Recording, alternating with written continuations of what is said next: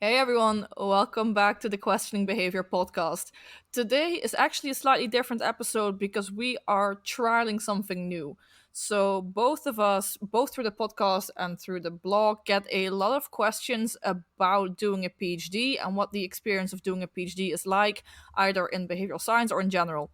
So, because both Sarah and I are doing PhDs at different UK institutions, we thought that it would be good to have slightly more informal, slightly shorter episodes where we just talk amongst ourselves and give you more insights into what the PhD experience is like. And today, the specific experience that we're talking about is about going to conferences and networking and how to actually get most out of going to a conference because it's quite a process, to be honest. Conferences just kind of terrify me personally. I know this is probably maybe a very individual take on conferences. You know, even though I know that they are a very good place to share ideas and hear about cool research and meet interesting people, they terrify me. And I have struggled with pushing through that fear a little bit during the PhD. But yeah, I can expand on that. But before I expand on that, Merle, how do you feel about conferences? Yeah, sure. I don't fear them. I don't really have an anxiety of public speaking. I'm kind of really indifferent about it. Which is of course exactly what you want from a presenter, complete and utter indifference. Um, yeah, but no, so the general idea is that I do seek out going to conferences. I do like them. I do get my supervisors are quite keen for me to join quite a few of them. So I have and I will continue to do so. My general idea is that the application for a conference is fine. I mean, I have the abstracts and like papers ready to submit. That's all good. And then I tend to be excited about, traveling to the conference, like maybe seeing a place I really enjoy and I've been to before, a place I haven't been to before, because I enjoy traveling. So for me, conferences are in that regard are completely fine. And then what happens is that, especially if a conference is multiple days, I get really, really tired. And this is not to shit on anyone organizing a conference, but conferences tend to be quite packed, and it's a lot of listening to various different topics, and I'm not a very auditory person, so I am actually that academic weirdo that prefers to read an academic paper rather than see a presentation of it. So for me, conferences in that regard are really, really exhausting because they're not my main mode of learning, if you will. If I have to present myself, that's completely fine. I couldn't care less. I hope people enjoy my presentations. I mean, with this attitude, who knows? But yeah, and then I like meeting new people. I'm quite a social person, so that aspect is all good. I don't think I'm a great networker. At least no one has offered me a job yet, so I'm not entirely sure how skilled I am. But yeah, I mean, overall, like I do think conferences are like a good experience and stuff. For a variety of reasons, especially the traveling and the fact that you can get a lot of it refunded. Priorities. But not all. I've got my eye on the money as always. But yeah, no, I think conferences are fine. Like yeah, cool. Let's do them. Let's go. I'm ready. Oh, I wish I was more like you. I mean, yeah. So when you're talking about conferences being draining and, it's this idea you only have so much attention and so much energy to be actively listening, conferences are additionally draining for me because I'm just so consciously aware of I have this sort of weird anxiety of like, how I'm coming across and talking to people I don't know. And yeah, it's You are British, after all. This is ingrained true. in you. This is your culture.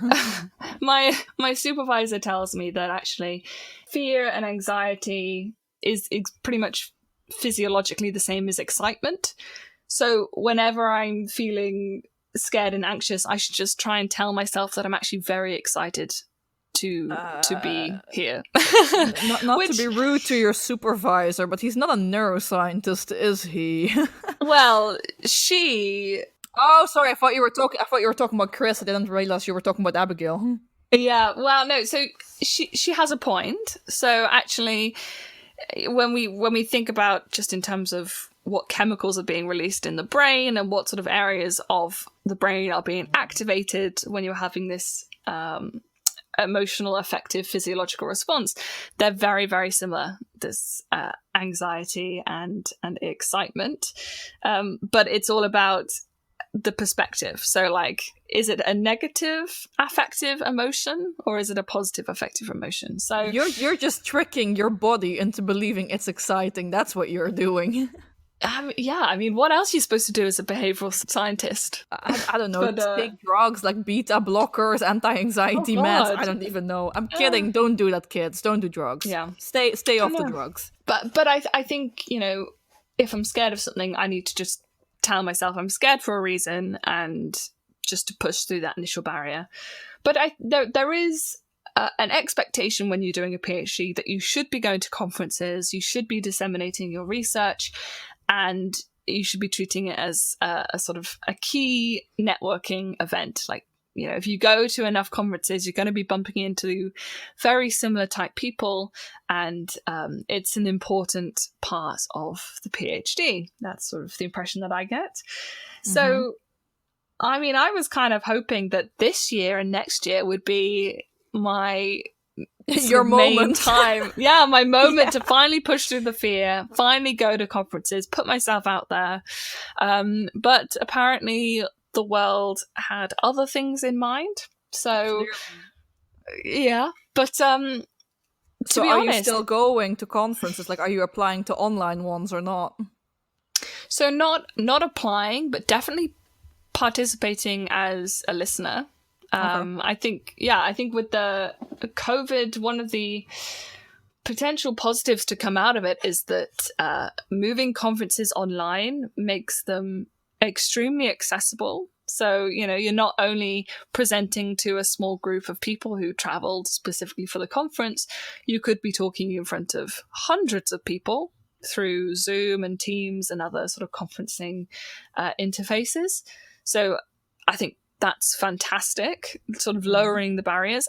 And also, even though I do love traveling to places, I'm so conscious of like the environmental impact of just getting on planes and hopping around from country to country to go to a conference, which is only a couple of days and is, you know, by the end of the second day is you're so exhausted, you're not going to take on any more information.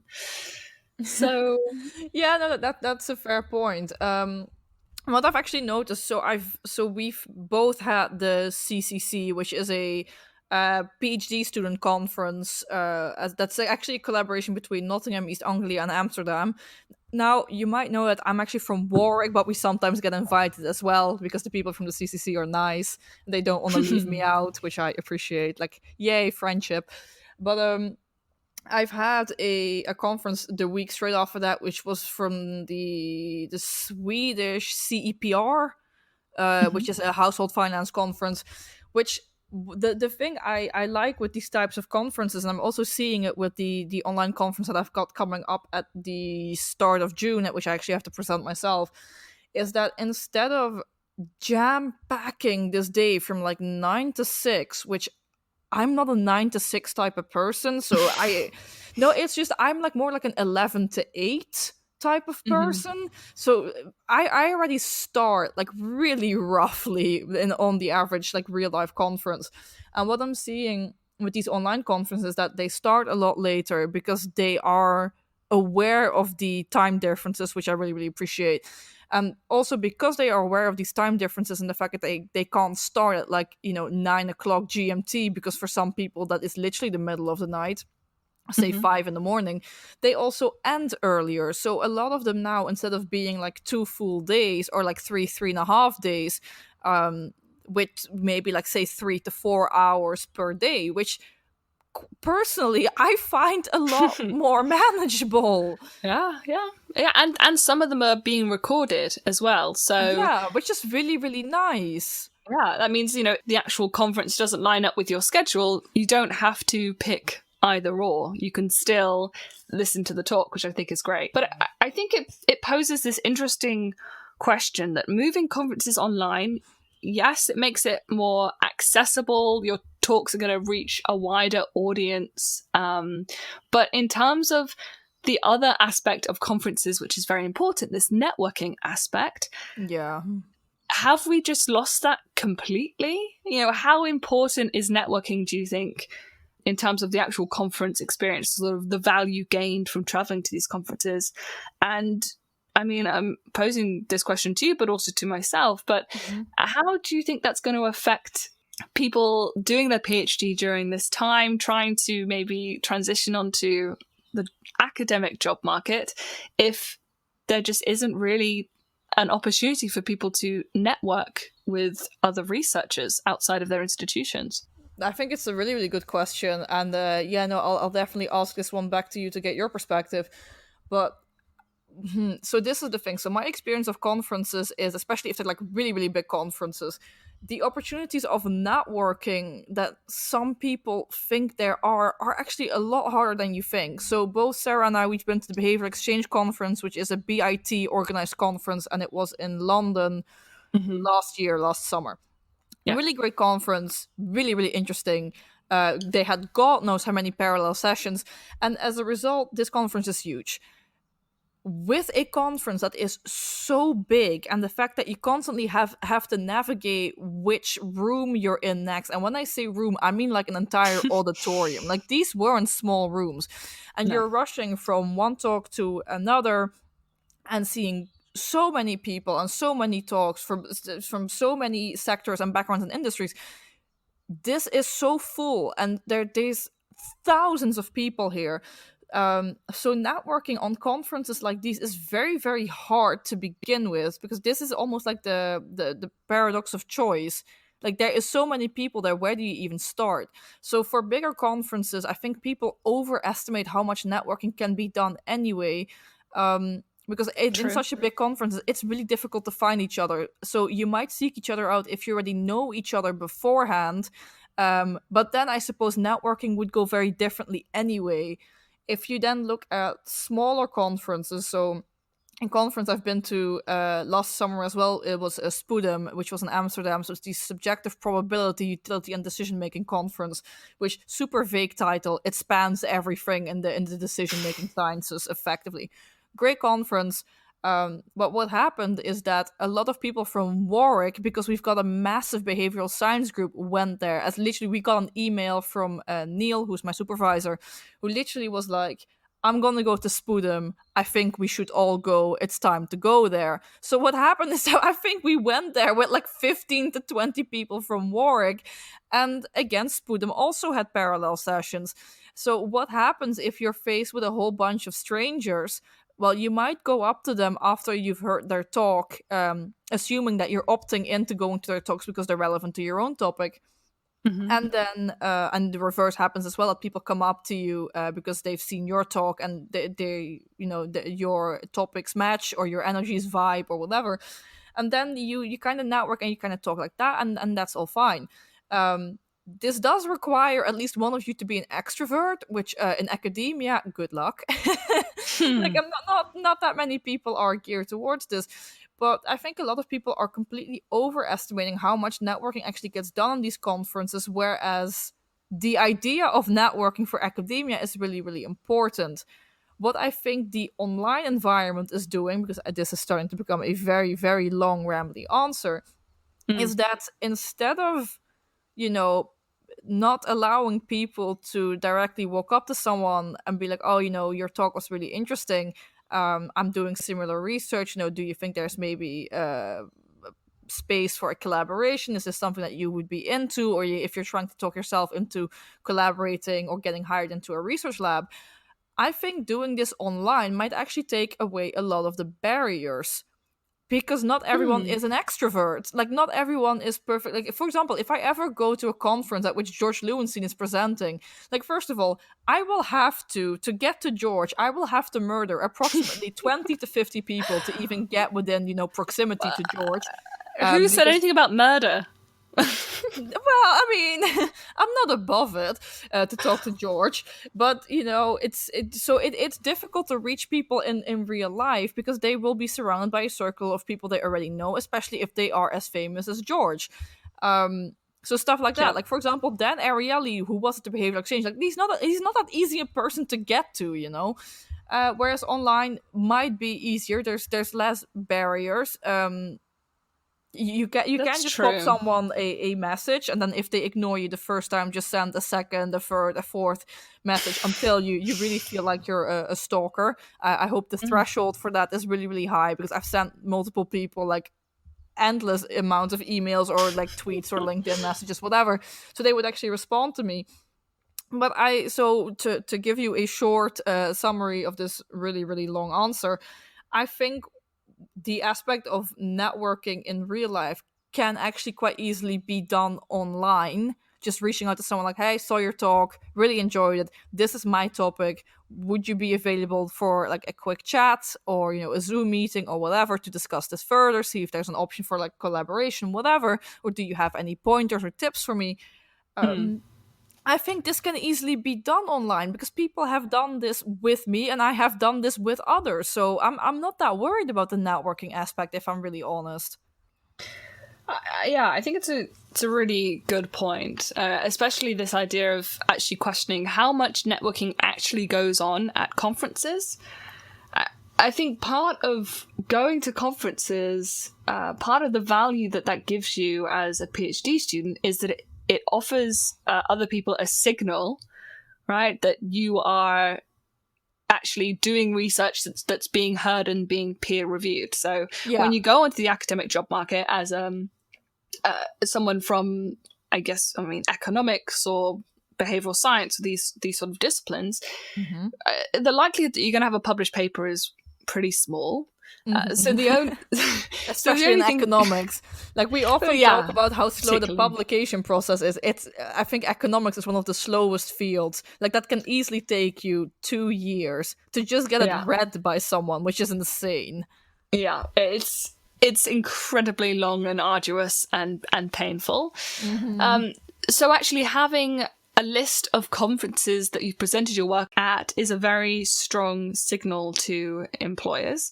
Mm-hmm. But I mean, when you think about that, there's going to be no jobs, right? Especially in the UK, because of the Thanks, way Sarah. that well, just the way that universities are structured financially.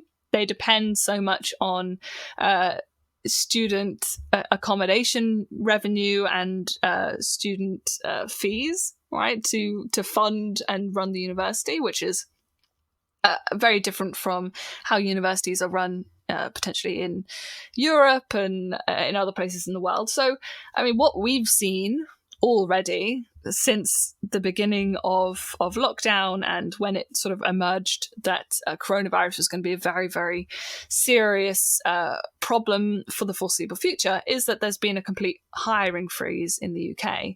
Yeah, So that's true. thinking about that, it's sort of like, well, actually, if one of the biggest bits of value I was getting from going to conferences is as a signal to employers, well, there's no employers at the moment, so what's the point? I mean, I'm gonna take a slide. I mean, yes. So there have been hiring freezes. This is just a fact. But what you have to keep in mind is that these hiring freezes they're gonna be over eventually. And also, what I've seen is that they've put hiring freezes on like the most stable jobs. I don't know how else to put this, but like PhDs are still being taken on. Some institutions are still hiring postdocs because they're temporary workers. Effectively, there's a clear deadline to their contract. And that's, I mean, we're both PhD students, so I mean, Sarah is going into industry, but I'm likely to do a postdoc. So there are ways for me to work around this hiring freeze. Whereas, then so another thing another really important aspect of this conference networking is that you get to meet people who are doing similar research, so you can point your arrows at like your next employer, Mm-hmm. because you're gonna want to work with or within that research lab or with that person who's doing similar research to you, given that you want to continue in the topic that you're currently in. I, Yeah. for a fact, want to continue my topic. I think I'll be in payment methods, or I'll be in fintech for a long time, which I'm very excited about. So that's all good. But so yeah, then I do have to figure out, who is doing what, which research lab is doing what, and how do I get into contact with that research lab. So what you can do is, if you ignore the entire aspect of conferences, what you can do is, send out endless emails and send out your paper to these people. Or in my case, quite lucky, my supervisor knows quite a lot of people in research labs that study payment methods. So that connection already exists. But if that connection doesn't already exist, and you're cold calling, as I would call this, as compared to like hot calling or approaching someone you already know, it gets a lot more difficult, because if you're trying to get hired, people prefer to hire someone who they know compared to someone who they don't know, because it's sort of a signal of safety. Like, taking on someone you already know is just a lot less risky. Like, you already know what level of work they produce, maybe because you've seen them present, maybe because you've already collaborated. And the option or the chance of collaboration, and having people see you present and get to know both you and your work, is just something that is mostly done at conferences, and that is Yeah. actually what they're for. Yeah, and like anything, it's not what you do and how good you are. It's who you know. Like, that's Oh going to get yeah. you the foot in the door. That's not just true of academia. That's true of many other contexts and industries, for sure. No, you're But absolutely right. But I think a lot of people, and I don't fully understand why, but a lot of people seem to underestimate that within academia. Like, academia, like, I'm not entirely sure if you're really, really far removed from academia. There seems to be this idea that we're all just a bunch of geniuses, that just move up in the ranks because we're just that clever, and we do great research, and that's and that's why some people end up in top institutions, and others don't, I suppose. But that theory doesn't hold by a long shot. Like, first of all, I know plenty of academics who are stupid. Like, there's no genius to be found there, and I've yeah. looked. So these exist as well. But even these people, these academics, can fail up, which is a lovely term, because they know the right people.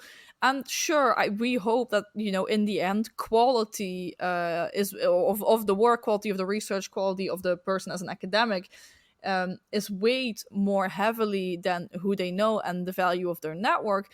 But the value of your network is really, really important, and it can really make the difference between a genius getting hired at a top institution and a genius being stuck somewhere, where they can't do the type of research that they want to do, and where they might not have the resources because they don't know the right people. And Right. this might sound like, a sob story, but this is very much the reality. And if you want to work for a specific lab or for a specific institution, you need to approach them much before the end of your PhD. I think the average recommendation is that you start this collaborative process, or at least let them get to know you and your work.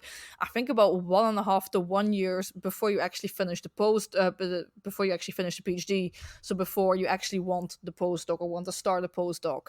Yeah.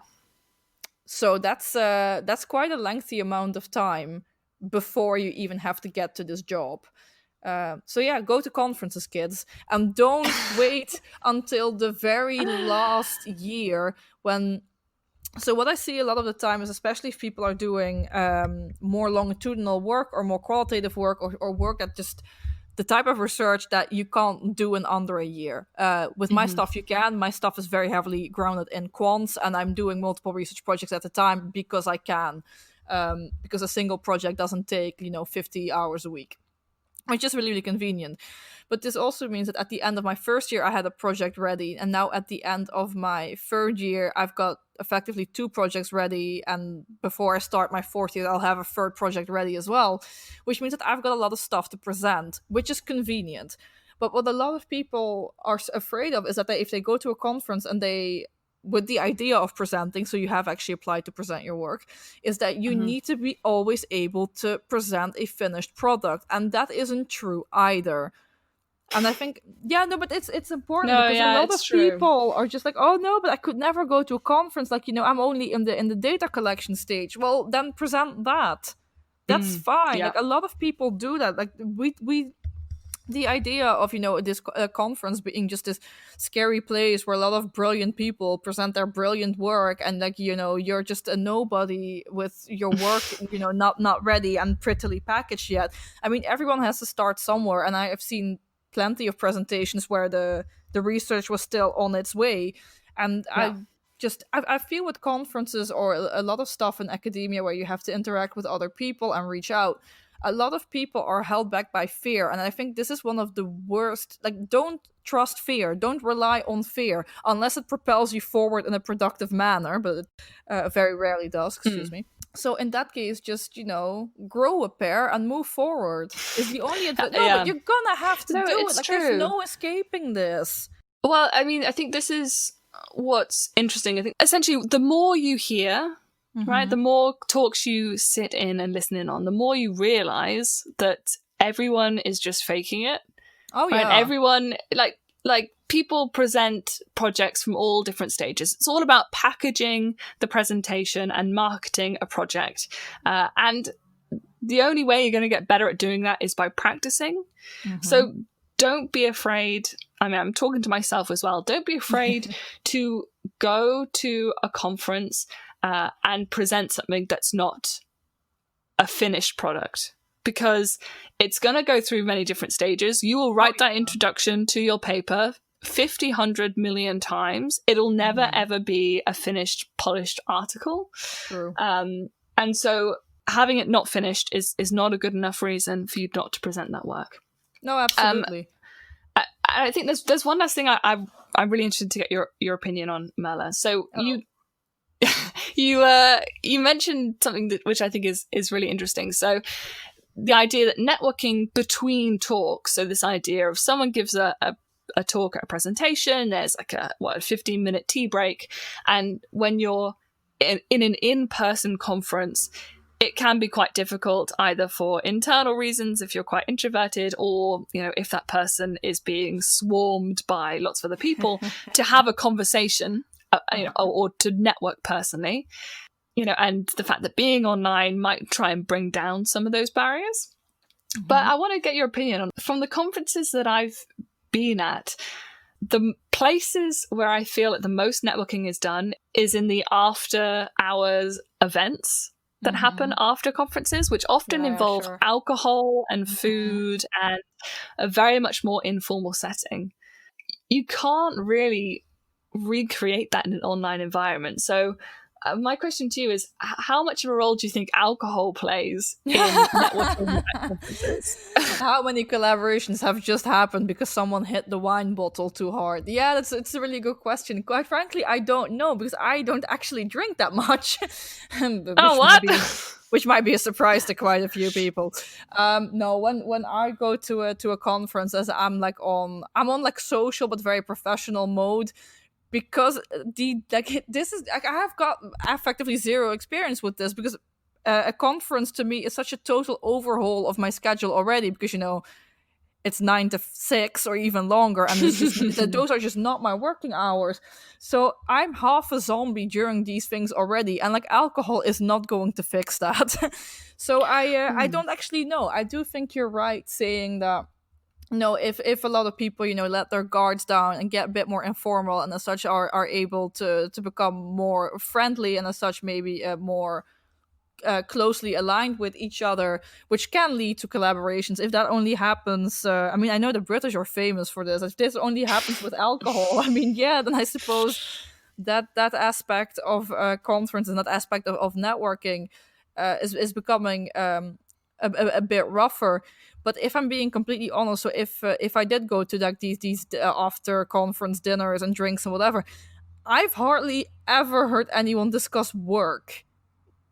So I'm not entirely sure what you're supposed. So you can make friends. I'm sure you can. I'm just not entirely sure you can make potential colleagues. But maybe one does lead to the other. I don't know. Yeah. I've got little to no experience with this. Do you?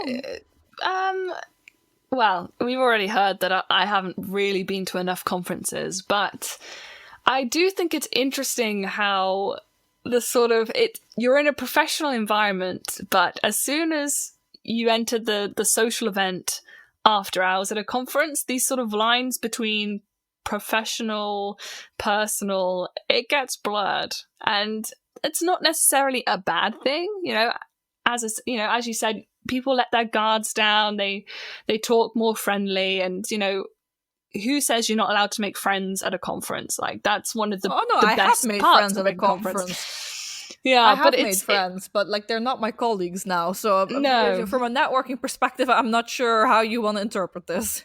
Yeah, it's a weird one, because I don't know. I think a lot of the, at least building networks, of sort of building friendly relationships with people, happens after hours, and I don't know how Sure. much of that then translates into your job connections and job opportunities, but I wouldn't discount it. I think probably that's sort of where people build the strongest connections. And yeah, it's also a bit of a grey area where these two worlds sort of meet, which I'm always a little bit conscious about. Like, I'm a bit more like overly conscious about the context of things and the dynamics between people. So I think Because that's you're kind of, British. yes, because I'm British. Okay, yeah, but it is interesting. I wonder whether there are so many positives for having conferences online. I Sure. do wonder whether that's going to be potentially the new default, even after we're allowed to travel and it's safe to do so.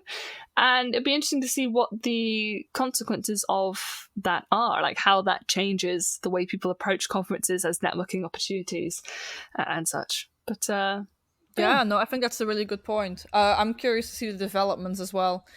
But yeah, I mean, we can try to make predictions now, but I mean, we know as behavioral scientists that people are absolutely shy at making predictions. So I'm gonna swiftly skip over that. yeah. Looking at the time that we've been recording, we promised we would keep it short and around half an hour. So I feel like this might be a good moment to stop. Yep. In that case, Sarah, to quickly recap, what do you think was the most important point that we made in this episode?